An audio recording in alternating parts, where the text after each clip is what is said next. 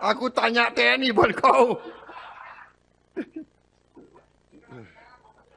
Rela ya? Anggar kurangi, rela. Ikhlas. Berita lainnya, perpustakaan di sebuah gedung sekolah di Blitar, Jawa Timur dirobohkan demi membangun koperasi Desa Merah Putih. Imbasnya proses belajar mengajar terganggu dan siswa kehilangan ruang membaca.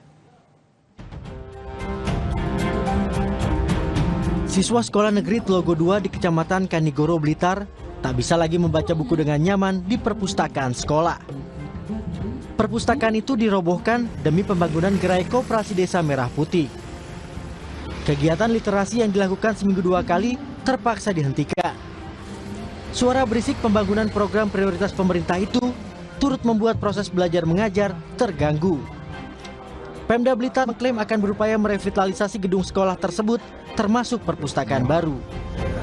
Pemerintah daerah punya, ya tetap tidak membiarkan seperti itu terjadi, punya solusi sebenarnya.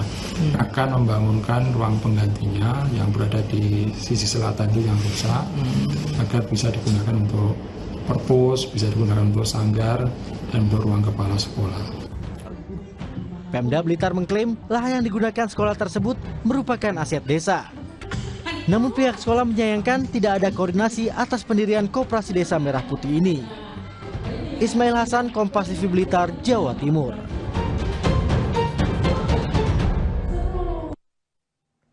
Kami akan segera kembali, saudara. Tetap di Kompas TV.